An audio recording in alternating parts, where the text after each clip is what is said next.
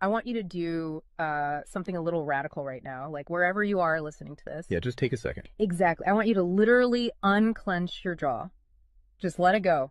Drop your shoulders. Most of us don't even realize we're tensing up, you know? Right. And look, I don't care if you just finished, a grueling 12-hour shift on the hospital ward, or if you just stepped off a loud, dusty job site. Or even if you're just mentally exhausted from staring at screens all day long. Leave it at the door. It's over. You are officially entering quiet mode. So just take a deep breath. That's the baseline we need for this. It really is. And now I want you to look at the phone sitting next to you, or maybe the smartwatch on your wrist.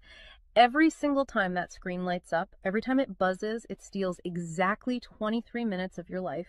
Welcome to the deep dive. It really is a staggering number to confront when you put it like that. 23 minutes Yeah. from one buzz. Yeah, because we tend to measure interruptions in like the seconds it takes to glance at a screen, right? Whoa! We completely ignore the massive cognitive debt we incur the moment we look away from our deep work. And that cognitive debt, that is exactly the central target of our mission today. Okay, let's unpack this.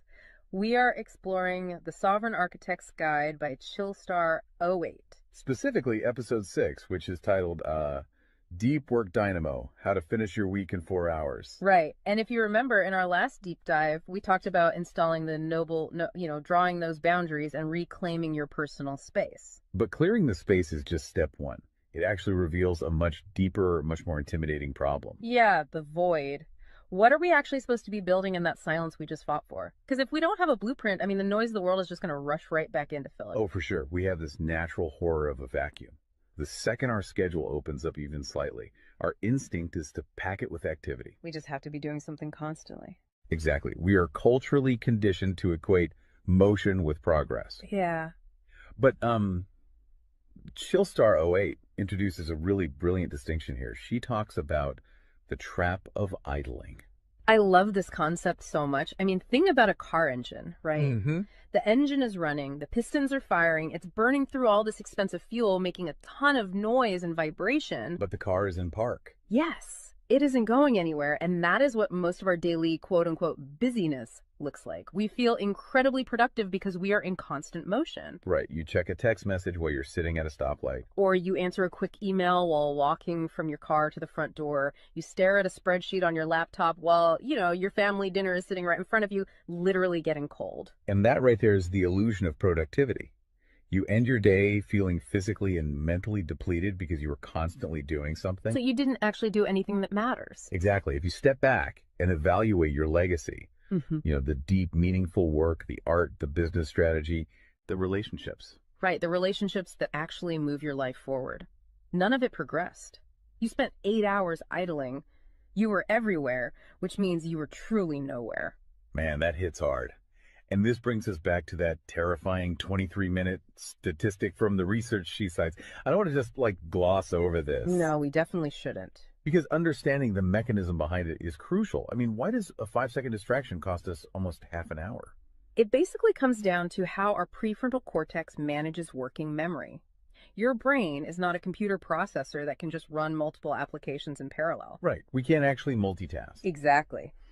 When you are doing deep work, say writing a complex proposal, your brain loads this massive fragile web of context into your working memory. Like holding all the pieces of a puzzle in your hands at once. Yes. You are holding multiple variables, ideas, tones all at once. So when your phone buzzes and you glance at a text from your partner asking about groceries, your brain is forced to execute a context switch. So it has to dump all the proposal data just to load the grocery data. It literally flushes the working memory buffer, yeah. It has to process the new rules and the emotions associated with that text message. Wow. And then when you turn back to the proposal, you cannot just pick up where you left off. Your brain has to laboriously rebuild that entire web of context from scratch. Oh, I hate that feeling. Were you just staring at the screen like, what was I even saying? Right. It has to retrieve the thread of your argument. Remember the tone you were using, recall the variables. That rebuilding process takes an average of 23 minutes of cognitive effort, And it burns a ton of energy doing that, right? massive amounts of glucose. That explains so much. I mean, that is why people hit 5 p.m. and feel physically exhausted, almost sick to their stomachs. Even if they've just been sitting in a really nice ergonomic chair all day. Exactly. They haven't been doing deep work. They've been doing cognitive gymnastics, just constantly flushing and reloading their working memory. They are burning fuel just to stay in park. So, okay, let me bring in what I like to call the transformer concept here. Because our focus is like an electrical grid. If you have, 50 browser tabs open, you are leaking energy as raw, unusable heat rather than concentrated light. That's a great way to look at it. So if we are all acting like our focus is this cheap renewable resource, how do we stop being what Chillstar '08 calls a subject to the pings of the world? I mean, how do we actually become the architect of our attention? Well, what's fascinating here is how she frames the philosophical shift we need. She says utility does not equal value. Oh, say that again. Utility does not equal value. Right. In the modern workforce, we have been completely conditioned to believe that being constantly available makes us valuable. Like if you answer a Slack message in 3 seconds, you're the hero. Exactly. You are praised as a good worker. Or if you jump on a Zoom call with like 5 minutes notice, you're a team player. But that is just utility. I mean, being highly available makes you a commodity. You're like a human router just passing information back and forth. And routers are easily replaced. True sovereignty, true value comes from being impactful. You simply cannot make a deep, lasting impact if your attention is constantly fractured by the agendas of other people. Yeah, when you operate like that human router, you are spending your finite, precious Mondays executing someone else's script. You're a subject to the pings of the world. Okay, so we know the biology of why this destroys our focus, and we understand the philosophical trap of, trying to be too available. But how do we actually fix the mechanics of our workday? We have to build the deep work dynamo. Right. So think of your attention like water pressure. If you poke 50 tiny holes in a garden hose, open browser tabs, email notifications, group chats. The water just trickles at the end. Exactly. You cannot wash a car with a trickle. You're just making the driveway wet. That's true. So the Dynamo Audit she lays out, it's about putting a high pressure nozzle on that hose. It narrows the opening to create a stream powerful enough to actually blast through the dirt. And the first step in that audit is auditing the physical environment itself. She calls it analyzing your signal-to-noise ratio. Okay, so visualize your workspace right now. She asks you to determine if it is a sanctuary or a transit hub. Let's be honest. Most of us are operating in transit hubs. A transit hub is a place of constant arrival and departure. People walking by, announcements over the loudspeaker, just a blur of motion. Yeah, and you can't build a legacy in a train station. But we need to push past the basic phones are distracting advice, right? Because our listeners already know that. Oh, absolutely. Chillstar '08's rule is much more brutal than that. She says if the phone is even sitting on your desk, even face down, it is acting as a parasite on your cognitive grid. A parasite, just by being in the room. The research supports this entirely, by the way. The mere presence of a smartphone in your visual field, even if it is completely powered off, measurably reduces your cognitive capacity. Because your brain is having to actively expend energy to ignore it, right? Exactly. It is running a background process that just keeps saying, don't check the phone, don't check the phone. That is energy being actively stolen from your primary task.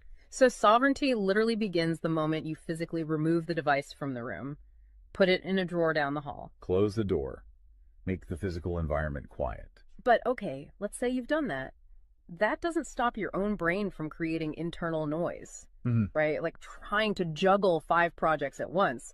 How do we fix the internal wiring? That brings us to the second pillar of the audit, which is the batch wiring rule.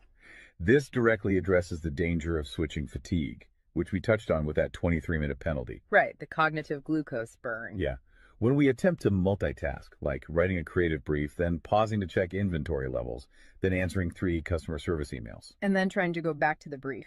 Right. We are grinding our mental gears to dust. We are switching between entirely different cognitive states. Because creative writing uses a completely different part of the brain than calculating inventory, obviously. They require entirely different operating frequencies. So the batch wiring rule dictates that you must group similar tasks together based on their cognitive load. Okay. And you do not switch the current until that specific type of work is completely done. You do all your deep analytical thinking in one high voltage burst. And then you save all your reactive administrative stuff for a separate lower voltage block later in the day. Precisely. It's all about staying in one gear. Like if you are driving up a really steep hill, you don't constantly shift between first gear and fifth gear. You lock into the gear that provides the right torque and you just ride it out. That's a perfect analogy. But okay, here's where it gets really interesting. This leads to the third pillar of the audit, and this is where I actually need to seriously push back on the source material a bit. She calls this the zero access window. Ah, yes. This is usually where the resistance starts for people.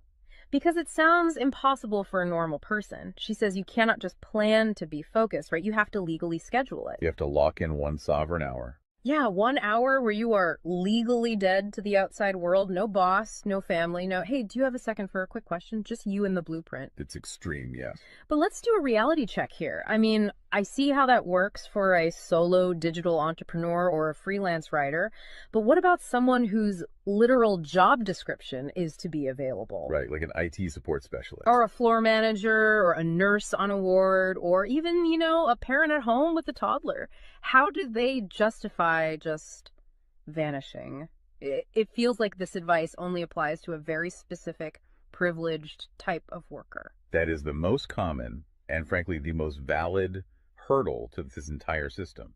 But we really have to look at how the principle scales, and we have to look at the internal psychology of the worker. Okay, walk me through that. First, let's address the context of Chillstar '08's own life.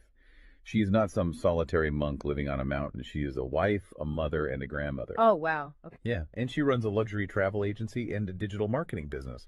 Her entire professional and personal life is built around communication and client management. She probably receives hundreds of legitimate demands on her attention every single day. So she is really in the thick of it. She isn't just speaking from some ivory tower. Far from it. She implements the zero access window because of those demands, not in spite of them. Now, for the IT manager or the nurse, obviously, you cannot vanish while on active duty if your role is acute response. Right. You can't ignore a burning server or a patient monitor. Exactly. But the principle applies to the deep work surrounding the active duty, the scheduling, the charting, the strategic planning. Even in highly reactive jobs, there is legacy work that gets pushed to the margins. That makes sense. And the challenge isn't just logistical, it is deeply psychological. It's the internal guilt, isn't it? Yes, exactly. People feel like bad employees or bad parents or bad partners when they set a hard boundary. Yeah. We tie our entire self-worth to our responsiveness. We think, if I am not instantly available, I am failing them. Man, that is so true. We feel guilty for taking an hour to ourselves. But setting a zero access window is not about neglecting your family or your team. It is about condensing your high level work into massive, high impact bursts of energy so that you can actually be present later. Wow. Okay. Consider the alternative. If you don't carve out that absolute focus, you end up giving your family or your team partial fractured attention for 12 hours straight. Exactly. You are physically at the dinner table, but mentally you are drafting an email. Or you are sitting on the floor playing with your kid, but you're checking a Slack notification over their shoulder. You are trading constant low quality availability for scheduled high quality presence. It is entirely about communicating boundaries to protect the quality of the time you do give people. You tell your team, look, I am going offline for 60 minutes to finish this crucial report. If the servers literally catch fire, call this specific emergency number. Otherwise, I will address all questions at 11:00 a.m. Right. You aren't vanishing to hide. You are vanishing to get the work done efficiently so you can actually live your life. Which brings us to the ultimate why behind this entire system. Because once you fight through that guilt, once you build this 4-hour fortress, you have to know what it is all for. It's not just about becoming a hyper-efficient robot. No, because if you use these tools just to do more of your boss's busy work or to take on 3 more stressful projects, you have entirely missed the point. You are just speeding up the treadmill. If we connect this to the bigger picture, the destination we are driving toward is a concept she calls passive magnetism. Okay, break down passive magnetism for us, because it sounds a bit abstract. Think of it as the gravity your work generates when it is undeniably good. Most people operate with active desperation. They are loudly networking, constantly posting, aggressively chasing clients or promotions. Just relying on sheer volume to get noticed. Right.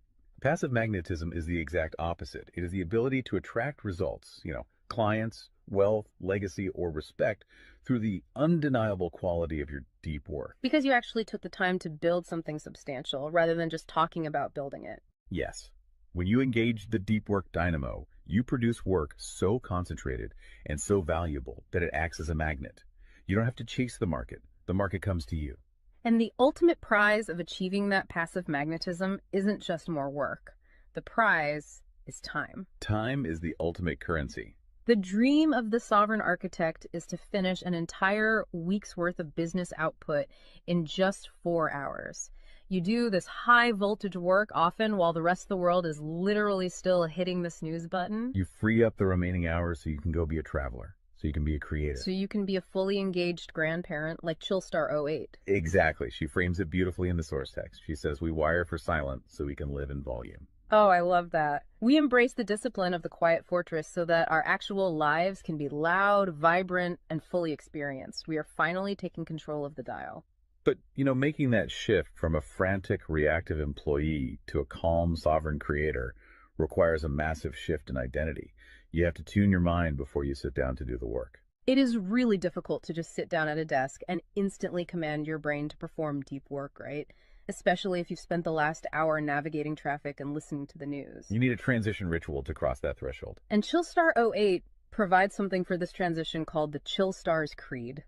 It is designed to be a grounding frequency. It really centers you. Yeah, so I want you, the listener, to use this. I want you to imagine a slow, steady heartbeat in the background. Just a deep, resonant 528 hertz frequency. Just let the frequency of these words settle into your mind before you initiate your deep work. Ready? Take it in. I am grounded in peace. I am reaching for my stars. My light is my own. I am a star and I will shine bright. I will reach for the sky. I release what was. I embrace what is becoming. Using a creed like that is just such a powerful behavioral trigger. It really shifts your state. When you speak those words, even just internally, you are consciously reminding yourself that your light, your focus, your energy is your own. It does not belong to your inbox. This does not belong to the algorithm. Right. You are releasing the frantic energy of the morning and embracing the sovereign focus of the architect. So we always want to translate this high-level theory into ground-level reality for you. We don't want you to just listen to this and go right back to idling. Definitely not. Here's your 1% install. This is your micro-win to take action on this deep dive immediately. Tomorrow morning, before the world starts demanding your attention, before you check a single news site or open your email, I want you to set a timer for exactly 60 minutes. Put your phone in another room entirely. Yes, physical distance. Do not open any extra browser tabs. Pick one legacy task, just one, and flip the switch on your very first sovereign hour. And be prepared for it to feel incredibly uncomfortable at first. Your brain will crave the dopamine hit of a notification. Oh, you will feel an almost physical itch to check your messages. But if you can sit in that silence, if you can endure that initial friction, you will watch the dynamo start to spin. You will enter that flow state, and the old blueprints of hustling and grinding will be completely burned away. And look, if you want the actual templates to automate this piece, the specific tools and step-by-step guides to build the system out completely and protect your location-independent freedom, you can join the Sovereign Fortress on the Chillstar 08 school community. All the blueprints are there waiting for you. They really are. As we wrap up this deep dive, I want to leave you with one final thought to explore on your own. We have spent this entire session talking about the mechanics of work. We've talked about condensing your week's output into just 4 hours of pure, undistracted focus. But if you actually achieve that, you're going to be faced with a beautiful, kind of terrifying question. What's that? Who are you going to become in the remaining 164 hours of your week? What if your true legacy has absolutely nothing to do with what you produce while you are busy, but entirely to do with who you are when you are finally completely silent? Wow. Unclench that jaw. Drop those shoulders. Step into the quiet. Go be great and flip the switch. We'll see you on the next deep dive.